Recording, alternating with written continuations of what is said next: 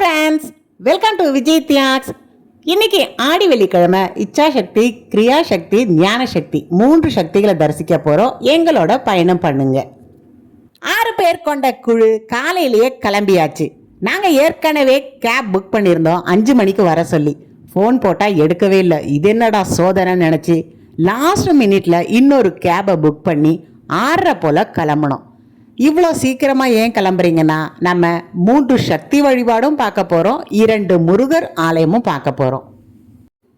வடிவுடையம்மன், திருவுடையம்மன், கொடியுடையம்மன் 3 அம்மன் வரலாறு தான் பார்க்க போகிறோம். இந்த 3 அம்மனையும் ஏதோ ஒரு பௌர்ணமி நாளில் தரிசிக்கிறது ரொம்பவே சிறப்பானது. முதன்மையாக நம்ம தியாகராஜ சுவாமி சன்னதி, இங்கே இருக்க வடிவுடை அம்மனை தான் தரிசிக்க போகிறோம். அப்படி என்ன இந்த 3 அம்மன்லேயும் விசேஷம் அப்படின்னு கேட்டிங்கன்னா, இங்கே இருக்க வடிவுடை அம்மன் சிலை செய்வதற்காக பெரிய பாறையை பார்த்திங்கன்னா பிளந்துருக்காங்க. ஒவ்வொரு முறையும் பிளக்கும் போதும் 3 துண்டுகளாக தான் போயிட்டே இருக்குது. திருப்பி இன்னொரு பாறையை பிளக்கும் பொழுதும் 3 துண்டுகளாகுது.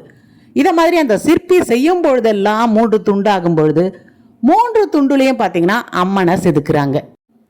அதில் ஒரு அம்மன் சிலை தான் இந்த இடத்துல திருவெற்றியூரில் வடிவுடை அம்மனா தரிசிக்கிறோம். இங்கே நம்ம ஏகபாத மூர்த்தி, அடுத்தபடி 2 சிவலிங்கங்கள், இன்னும் நிறைய சிவலிங்கங்கள் சுற்றி வரும்பொழுது நம்ம பார்க்குறோம். எல்லா சிவபெருமானையும் தரிசிச்சுட்டு வெளியில் வர்றதுக்கு நமக்கு 1/2 மணி நேரமாவது ஆகும். வட்டப்பாறை அம்மன், இந்த அம்மனை தரிசிக்க மறக்காதீங்க. இங்கே காலையில் 7 மணிக்கே பக்தர்கள் பார்த்திங்கன்னா பாட்டு பாடிட்டு இருந்தாங்க. திருவொற்றீஸ்வரர், அதனால தான் இந்த ஊருக்கு திருவெற்றியூர்னு பேர். இந்த ஆலயத்தை பற்றி தனி பதிவு போட்டிருக்கேன், பார்க்காதவங்க பாருங்க. கோவிலை சுற்றிட்டு வந்ததில் எல்லாருக்கும் டயர்ட் ஆகிடுது, லைட்டாக பசிக்க ஆரம்பிச்சிடுது. திருவெற்றியூர்லேயே நாங்கள் டிஃபனை முடிச்சிட்டோம். அடுத்தது மீஞ்சூர் போக போகிறோம். அங்கே இருக்க அம்மனை நம்ம தரிசிக்கலாம். என்னோட சேர்ந்து டிஜிட்டலாக பயணம் பண்ணுங்க. இந்த ஆலயம் தான் நமக்கு திருவுடை அம்மன் ஆலயம். இந்த ஆலயம் மேலூர் அப்படின்ற ஒரு கிராமத்தில் இருக்குது. மீஞ்சூர் கிட்ட போகும்பொழுது நமக்கு இந்த ஆலயம் வரும். கோவிலுக்குள்ளே போகும்பொழுதே இங்கே இருக்க அம்மனை பற்றியும் நம்ம பார்க்கலாம். இச்சா சக்தியாக கருதக்கூடிய இந்த திருவுடை அம்மன், இங்கே நம்ம வழிபடும் பொழுது நம்ம என்ன வேண்டிக்கிறோமோ நம்மளோட ஆசைகளை அம்மன் நிறைவேற்றுவாங்க. இதன் காரணமாக தான் இச்சா சக்தியாக இங்கே இருக்க அம்மன் நம்ம வழிபட வந்திருக்கோம். வாங்க கோவிலுக்குள்ளே போகலாம். ஓம் சக்தி, ஓம் சக்தி, ஓம் சக்தி, ஓம் சக்தி. கொடியுடையம்மன் திருமுல்லை வாயில், அதுதான் இன்னும் நம்ம பார்க்கணும். இப்போ நம்ம வடிவுடையம்மன் பார்த்தாச்சு, ஓகேவா? அடுத்தது திருவுடையம்மனையும் நம்ம தரிசிச்சாச்சு. அடுத்தபடியாக நம்ம இப்போ கொடியுடையம்மனை பார்க்கணும். 3 இப்போ நம்ம அப்படியே கோவிலுக்கு வெளியில் கிளம்ப வேண்டியது தான். நந்தியம்பெருமான் பார்த்திங்கன்னா அந்த பக்கத்தில் இருக்கார், கொடிமரம் இருக்குது, அப்புறம் சிவபெருமான் உள்ளே இருக்கார். சிவபெருமான் பேர் என்ன சொன்னீங்க? திருமணங்கேஸ்வரர். நம்ம உள்ளே போயிட்டு தரிசிச்சுட்டு இங்கே அம்மனை தரிசிச்சாச்சு.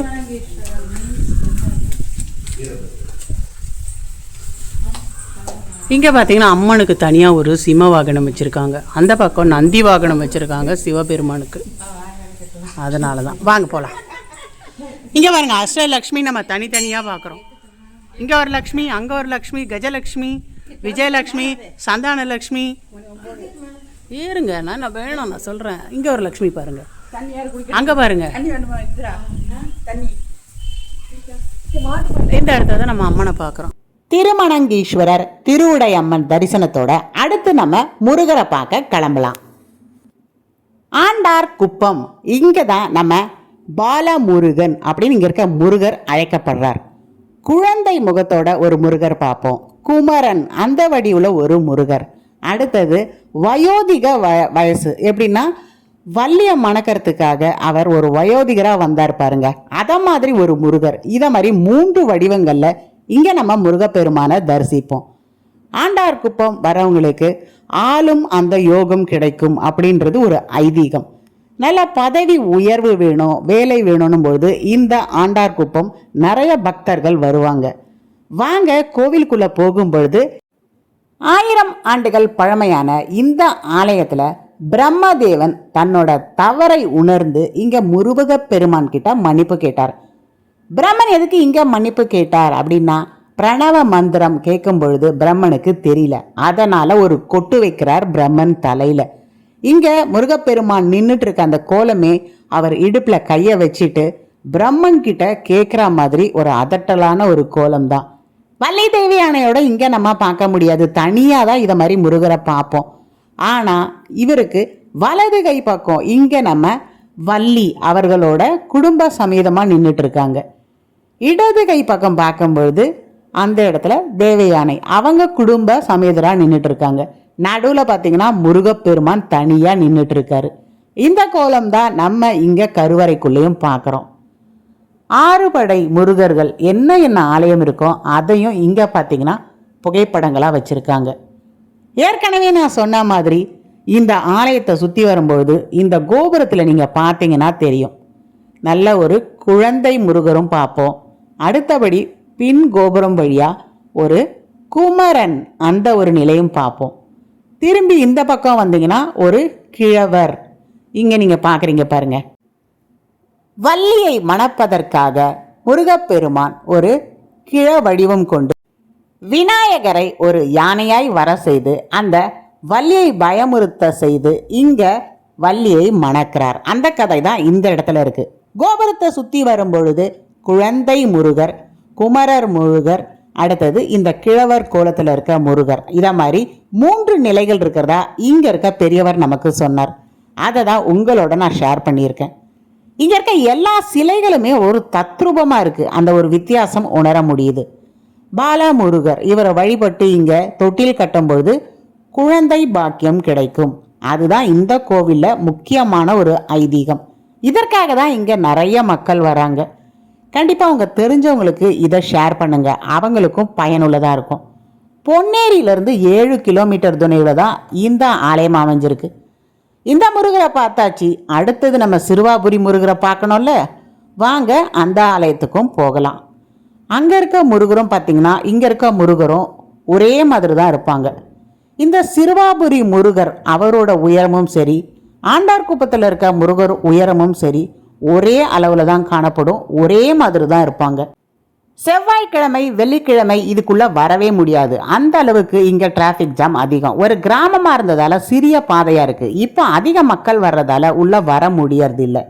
இந்த ஆலயத்துக்கு முக்கியமா மக்கள் வர காரணம் வீடு வாங்கும் யோகம் தரும் முருகர், அதுதான் இப்ப நிறைய மக்களுக்கு தெரிஞ்சிருக்கு.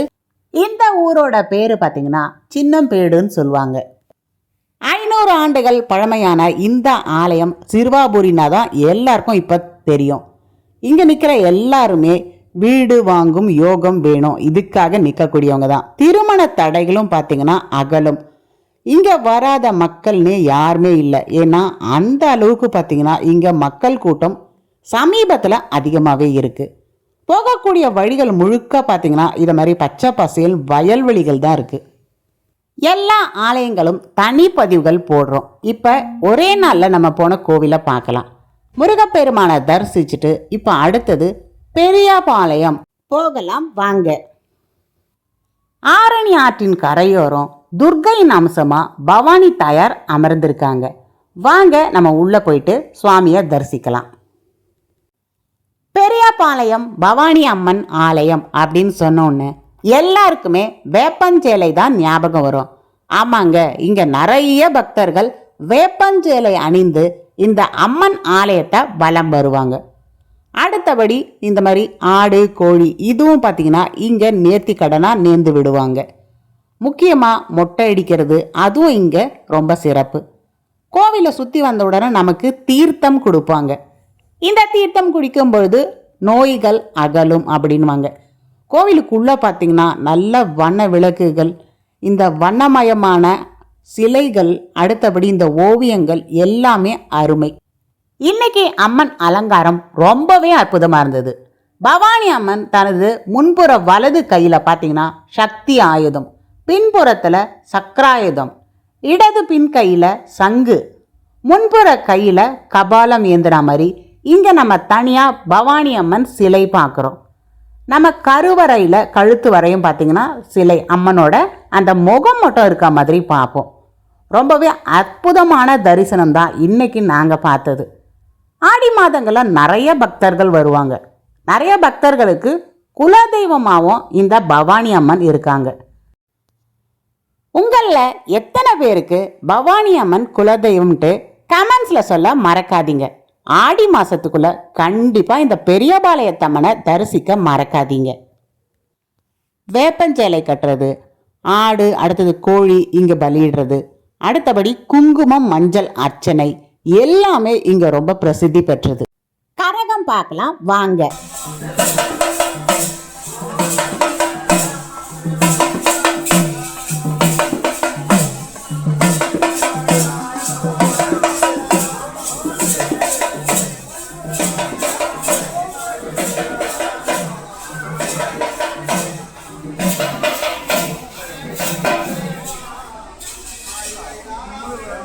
அங்க இருக்கு.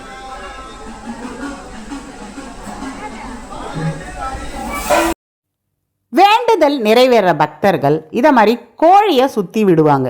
இதை மாதிரி விடக்கூடிய கோழிகள் தான் அங்கங்கே பார்த்தீங்கன்னா நின்றுட்டு இருக்கு. இங்கே ஒரு கோழி அம்மன் கிட்ட சாமி கும்பிட்டுட்டு இருக்கு. அதை தான் இப்போ நம்ம பார்த்துட்டு இருக்கோம்.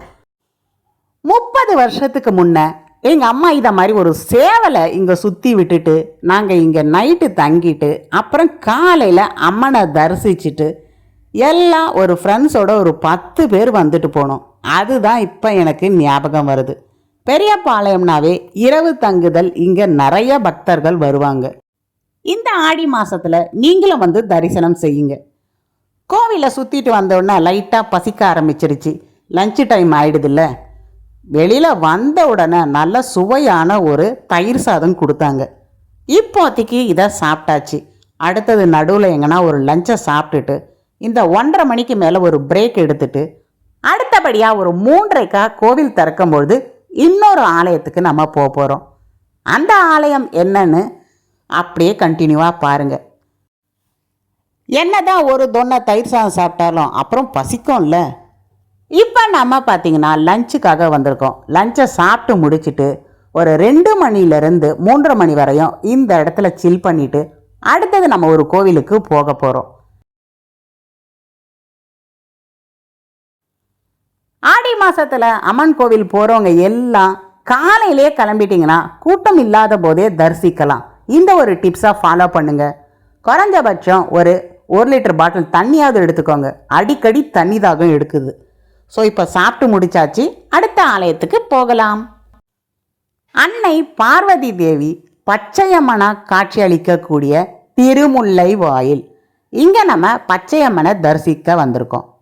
மன்னாதீஸ்வரர் அவர் தான் நம்ம உள்ளே போகும்பொழுதே நம்ம பார்ப்போம். பொங்கல் வைக்கும் இடம் இது.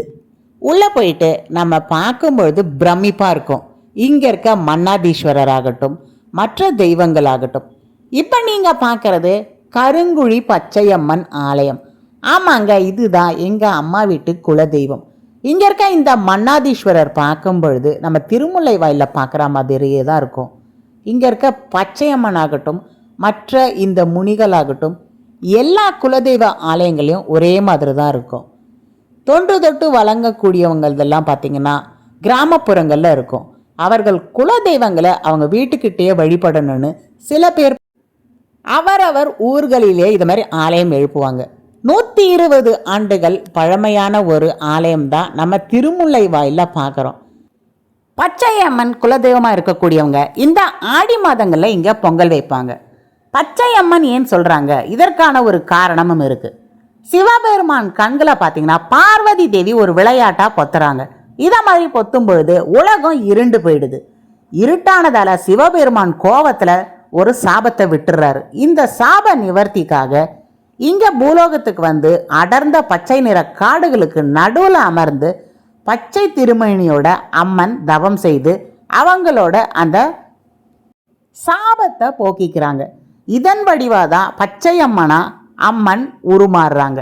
பார்வதி தாயாரோட அம்சமாக இருக்கக்கூடிய இந்த பச்சையம்மன் தவம் புரியும் பொழுது இதை மாதிரி நிறைய தேவர்கள் முனிவர்கள் எல்லாம் ஒரு காவலாக இருக்காங்க.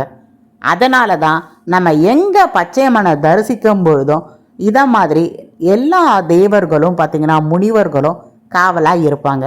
அதை தான் இப்போ நம்ம பார்க்குறோம். மன்னாதீஸ்வரர் அவர் ஈஸ்வரர் அம்சமாக இங்கே நம்ம பார்க்குறோம். இப்போ நீங்கள் பார்க்குற இந்த காட்சி தான் நம்ம மூலஸ்தானத்தில் பார்க்குறோம். பச்சையம்மனுக்கு பாதுகாவலாக இங்கே 14 சிலைகள் இருக்குது. 2 குதிரை சிலைகளும் பார்த்துருப்பீங்க. யானை, குதிரை, நாய் இதை மாதிரி விலங்கு உருவங்களும் பார்த்துருப்பீங்க. ஒரு கிளி அதுவும் நம்ம பார்த்துருப்போம். அந்த கிளி அந்த சுவாமிக்கான பெயர் தெரிஞ்சவங்க கமெண்ட்ஸில் சொல்லுங்கள். உங்களுக்கு நிறைய பேருக்கு பச்சையம்மன் குலதெய்வமாக இருக்கும். அதை மாதிரி யார் யாருக்கு இருக்குன்னு கமெண்ட்ஸில் சொல்ல மறக்காதீங்க. பச்சையம்மன் தரிசனம் பார்த்தாச்சு. இப்போ நம்ம கொடியுடையம்மன் ஆலயத்துக்கு தான் போகிறோம். வாங்க போகலாம். கொடியுடை அம்மன் நம்ம 3 சக்தி வழிபாடுக்கு தான் இன்னைக்கு ஆடி மாதம் வந்திருக்கோம். அதில் இப்போ நம்ம பார்க்குற இந்த அம்மன் ஆலயம் ஃபைனலாக வந்திருக்கோம். கொடியுடை அம்மன் இந்த அம்மனுக்கான ஒரு பதிவு தனியாக போட்டிருக்கேன், பார்க்காதவங்க பாருங்கள். இப்போ நம்ம ஆலயத்துக்குள்ளே போகலாம். ஆலய வரலாறு அதையும் இப்போ நம்ம பார்க்கலாம். காஞ்சிபுரத்தை தலைநகராக வச்சுட்டு ஆண்டவர் தான் தொண்டை நாட்டின் அரசனான தொண்டைமான். ஒரு முறை அவர் திக்விஜயம் போயிட்டு வராரு. ஒரு போரில் தோல்வி கிடச்சிடுது. அந்த மன வருத்தத்தில் இந்த பக்கம் வராரு யானை மீது ஏறி. யானை மீது வரும்போது கீழே இருக்க இந்த முல்லை கொடிகள் எல்லாம் பார்த்தீங்கன்னா யானையோட காலில் போய் சிக்கிடுது. யானையால் நடக்கவே முடியல. யானை மேலேருந்து கீழே இறங்கின அந்த தொண்டைமான் கீழே இருக்க இந்த முல்லை கொடிகள் இதையெல்லாம் கத்தியில் வெட்டி விடுறாரு. அதை தான் இப்போ நீங்கள் பார்க்குறீங்க. இந்த முல்லை கொடிகள் இங்கே தான் சலவிருட்சமாக இருக்குது. இந்த கொடிகளை வெட்டும் பொழுது உள்ளுக்குள்ளே இருக்க சிவலிங்கம் சிவபெருமான் மேலே அந்த கத்தி பட்டுருது. சிவலிங்கத்திலிருந்து பார்த்தீங்கன்னா அப்படியே ரத்தம் பீச்சிட்டு வருது. பார்த்த உடனே தொண்டைமான் ரொம்பவே பயந்து போயிடுறார். பிறகு மன்னிப்பு கேட்ட உடனே அவர் போருக்கு ஆயத்தமாக இந்த நந்தியை பார்த்தீங்கன்னா போருக்கு அனுப்புகிறார். அதனால தான் இந்த நந்தி பார்த்தீங்கன்னா நமக்கு திரும்பினபடி இருக்கும். ஏன்னா இப்போ போருக்கு போதான் அந்த அரசருக்கு உதவி செய்யறதுக்காக. இதை மாதிரி நந்தி வடிவம் நீங்கள் இங்கே மட்டும்தான் பார்க்க முடியும். இங்கே இருக்க நந்தியம் பெருமான் சிவனை பார்த்தா மாதிரி இருக்க மாட்டார், வெளிப்புறம் பார்த்தா மாதிரி இருப்பார். இங்கே இருக்க இந்த தகடுகள் எல்லாமே தொண்டைமான் அவர் அளித்தது. உள்ள இருக்க வெள்ளெருக்கம் தூண்கள் நம்ம சிவபெருமான் கிட்ட பார்ப்போம், அதுவும் தொண்டைமான் அளித்தது தான். எல்லாமே போரின் வெற்றியின் காரணமாக அவர் அளித்தது. தொண்டைமான் ஏற்படுத்திய காயத்தால் இங்கே இருக்க சிவலிங்கத்திற்கு அபிஷேகம் கிடையாது. அந்த காயத்தின் மீது சந்தன காப்பு அளிச்சிருப்பாங்க. சித்திரை மாதம் சதய நட்சத்திரம் அன்னைக்கு தான் இந்த சந்தன காப்பு விளக்கப்படும். அன்னைக்கு ஒரு நாள் மட்டும்தான் சிவபெருமான் பார்க்க முடியும். தொண்டைமான் கட்டிய இந்த மாசிலாமணீஸ்வரர் ஆலயத்தை கண்டிப்பாக தரிசிக்க மறக்காதீங்க. அடுத்ததா நம்ம இங்கே வந்திருக்க ஆலயம் திருவேற்காடு தேவி கருமாரியம்மன் ஆலயம். ஆலய பணிகள் நடைபெறுது. இப்போ நம்ம உள்ளே போயிட்டு அம்மனை தரிசிக்கலாம். அப்படியே தொடர்ந்து இந்த ஆலயத்தோட வரலாறையும் பார்க்கலாம். திருவேற்காடு மூலிகை வேர்கள் நிறைந்த ஒரு காடு தான் இந்த திருவேற்காடு. அதுதான் பெயர் காரணம். இங்கே இருக்க புத்துல பார்த்தீங்கன்னா நாகதேவதையா பார்வதி தாயார் அவதரிச்சிருக்காங்க. முதல்ல நம்ம புத்துல அங்கே அம்மனை தரிசித்த பிறகுதான் இங்கே கோவிலுக்குள்ளே வரணும். இங்கே சுயம்பு வடிவா நம்ம தேவி கருமாரி அம்மனை பார்க்குறோம். ஆலய பணிகள் நடைபெறுவதால் இந்த இடத்துல பார்த்தீங்கன்னா மூடி வச்சுருக்காங்க. அம்மன் இங்கே தனியாக இருக்காங்க. அது மட்டும் இல்லாமல் மரத்திலானால அம்மனும் நம்ம இங்கே பார்க்குறோம். தேவி கருமாரி அம்மன் இவங்க எப்படி உருவானாங்க, அதற்கும் ஒரு கதைகள் இருக்கு. நாடோடியாக குறி சொல்லும் ஒரு பெண்ணாக பார்வதி தாயார் சுற்றி திரியிறாங்க. அதை மாதிரி அவங்க திரியும் பொழுது சூரிய பகவானுக்கு குறி சொல்லணும்னு வராங்க. வந்தது பார்வதி தாயார் தான் சொல்லிட்டு சூரிய பகவானுக்கு தெரியல, அலட்சியப்படுத்திட்டாங்க. என்ன இதை மாதிரி அலட்சியப்படுத்திட்டியேன்னு ஞாயிறு சூரிய பகவானுக்கு சாபம் விடுறாங்க. அப்புறம் அவரும் மன்னிப்பு கேட்டு குறி கேட்டுக்கிறார். அதற்கு பாவ விமோச்சனமாக ஞாயிறு இங்கே வழிபட்டதால், ஞாயிறுன்னும் போது சூரிய பகவான் அவர் வழிபட்டு பாவ விமோச்சனம் அடைந்ததால் ஞாயிற்றுக்கிழமை யாரெல்லாம் இங்கே பக்தர்கள் வழிபடுறாங்களோ அவங்களுக்கெல்லாம் பாவ விமோச்சனம் கிடைக்கும் அப்படின்ட்டு இங்கே தேவி கருமாரி அம்மன் வாக்களிக்கிறாங்க. அதன்படி நீங்கள் ஞாயிற்றுக்கிழமை வந்தீங்கன்னா இங்கே கூட்டம் அதிகமாகவே இருக்கும். எப்படி நம்ம பெரியபாளையத்தில் பார்த்தோமோ அதே மாதிரி இங்கே ஆடு கோழி எல்லாம் இந்த இடத்துல பார்த்தீங்கன்னா சுற்றி விடுறது இருக்குது. நல்ல குறி சொல்லக்கூடிய ஒரு நாடோடி பெண்ணா இந்த பூலோகத்துக்கு வந்த தேவி கருமாரி அம்மன் சுயம்பு ஒரு அம்சமாக தான் திகழ்கிறாங்க. உங்களுக்கு என்ன வரம் வேணுமோ அதை இங்கே குறிகளாக கேட்டு நீங்கள் வாங்கிக்கலாம். மரத்திலான அம்மன் தான் பார்க்குறீங்க. இந்த சில்லறைகளை பணத்தெல்லாம் இங்கே வீசி விட்டு விட்டு எறிகிறாங்க. ஒவ்வொரு காசும் அம்மன் மேலே படுது. இது எதுக்காக போடுறாங்கன்னு தெரிஞ்சவங்க மறக்காமல் கமெண்ட்ஸில் சொல்லுங்கள். ஆலய திருப்பணிக்கு இங்கே நிதி வசூல் செய்துட்டு இருந்தாங்க. எல்லாம் எங்களால் முடிஞ்ச அளவு கொடுத்தோம். ஆலய திருப்பணிக்கு உங்களால் முடிஞ்சதை கொடுக்க தவறாதீங்க. கிளம்பி வர நேரத்தில் சுட சுட சக்கரை பொங்கல் கொடுத்தாங்க. தேவி கருமாரியம்மன் அருளோட சக்கரை பொங்கலை சாப்பிட்டு அங்கேருந்து கிளம்பிட்டோம். இன்னைக்கு ஃபைனலாக வந்திருக்க இந்த ஆலயம் மாங்காடு காமாட்சி அம்மன் ஆலயம். மாங்காடு காமாட்சி அம்மன் ஆலயம் வரும்பொழுதே மணி 9 ஆயிடுது. இங்கே தரிசனத்தை முடிச்சுட்டு நம்ம வீட்டுக்கு போக 10 கூட ஆயிடும். ஸோ இன்றைக்கி பார்த்த இந்த 9 ஆலயமும் தனித்தனி பதிவுகள் வரும். கண்டிப்பாக சப்ஸ்கிரைப் பண்ணிவிட்டு பார்க்க தவறாதீங்க. பார்வதி தாயார் ஒரு சாபத்தின் காரணமாக பூலோகத்துக்கு வராங்க. அவங்க சாபம் விலகணும், திரும்பியும் சிவபெருமான மணக்கணும்னு சொல்லிட்டு இங்கே தேயின் மீது ஒற்றை காலில் நின்று தவம் புரிகிறாங்க. அதை மாதிரி தவம் புரிஞ்சு காஞ்சி ஏகாம்பரநாதர் ஆலயத்தில் இருக்க சிவபெருமானை மணக்கிறாங்க. அதுதான் இங்கே ஒரு ஐதீகமாக பார்க்கக்கூடியது. பார்வதி தாயார் தவம் இருந்து இங்கே ஒரு மாமரம் மாதிரி நிறைஞ்சிருக்கு. அந்த இடத்துல வந்து தவம் புரிஞ்சதால் இந்த இடம் மாங்காடு.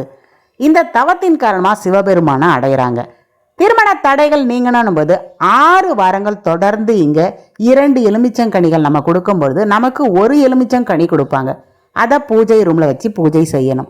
இதை மாதிரி தொடர்ந்து செய்யும் பொழுது திருமண தடைகள் நீங்கும். தனியான ஒரு பதிவு நான் மாங்காடு காமாட்சி அம்மன் பற்றி போட்டிருக்கேன். பார்க்காதவங்க பாருங்கள்.